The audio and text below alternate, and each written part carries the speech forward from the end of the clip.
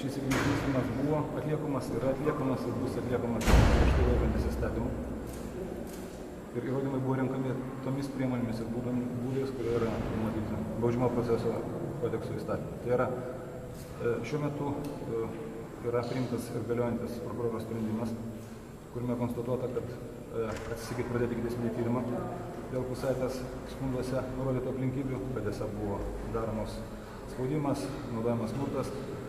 Tai yra konstatuota, kad jokia veika turinti baudžiamą nusižengimo ir nusikaltimo požymį nebuvo padaryta. Dar daugiau tai yra konstatuota tai, kad toks elgesys tai yra niekas kitas, kaip tik siekimas išvengti baudžiamosios atsakomybės. Taip pat yra nustatyta ir tai, kad toks elgesys yra inspiruotas poveikio iš šalies. Yra nustatyta, kaip ir kokiu būdu ir kokie žmonės Eglei Kusaitei yra nurodę, kad tokius pareiškimus reikia daryti, parašyti.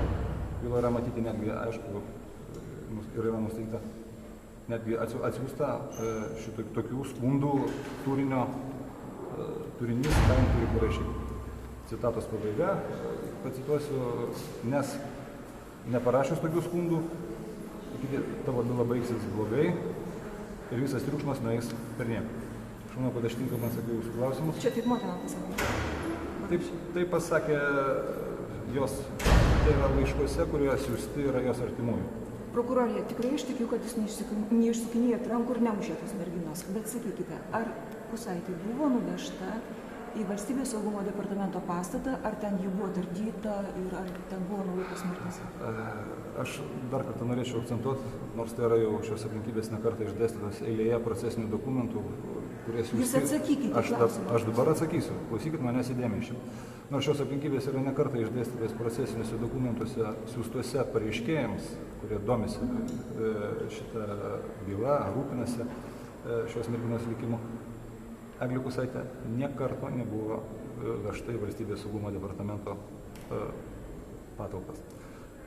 Eglė Kusaitė buvo tardoma tik kalinimo įstaigų patalpose arba buvo gabenama į Lietuvos Respublikos generalinės prokuratūros prokuratūra esantį mano tardymo kabinetą. Ne viena apklausa nebuvo atlikta nedalyvaujant gynėjui. Visose apklausose dalyvavo tie gynėjai, kurių pageidavo Eglė Kusaitė. Nėra baudžiamoji byloj po šiai dienai, nėra gauta nei vieno procesinio skundo, nei dėl prokuroro, nei dėl kitų pareigūnų veiksmų. Paskutinį kartą tuo klausimu buvo teirautasi vakar vykusios įtariamosios apklausos metu. Nei gynėjos, nei įtariamoji jokių pareiškimų, prašymų, skundų dėl tariamai neteisėto elgesio nėra įsakiusios. Tai būtų viena. Antra, taip pat norėčiau, kadangi čia jau viešai manęs klausėt, norėčiau pastebėti, kad toks elgesys, koks yra susijęs su šia byla, tai yra viešas Valstybės saugumo departamento ir prokuroro atliekančio ikiteisminį tyrimą, o taip pat ir prokuratūros kaip institucijos dergimas, niekinimas ir žeminimas.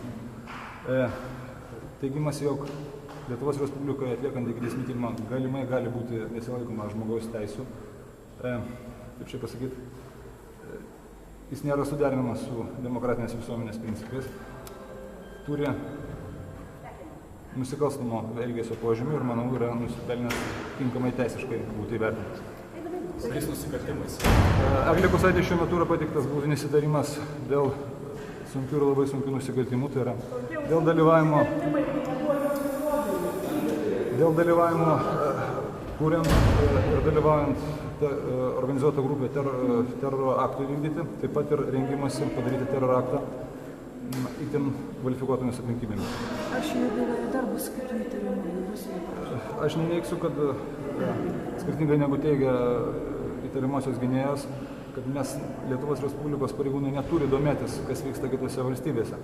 Atkreipčiau dėmesį, kad Lietuvos Respublikos tarptautiniai įsipareigojimai, eilė sutarčių pasirašytų kovoje su terorizmu mūsų įgalina persekioti asmenis ir kitose valstybėse. Konkrečiai tokią prokuroro pareigą uždeda Lietuvos Respublikos baudžiamojo kodekso 7 straipsnis, kuriame numatyta universalioji jurisdikcija. Tai reiškia, kad asmuo atlikęs veiksmus teroro aktų rengti, nesvarbu jo tautybės, nesvarbu jo pilietybės, nusikaltimo padarimo vietos ir net nesvarbu tai, ar pagal to šalies įstatymus tokia veika laikoma nusikaltimu, pagal Lietuvos Respublikos baudžiamąjį kodeksą yra laikoma nusikaltimu ir tai uždeda prievolę prokurorui tokius asmenis persekioti.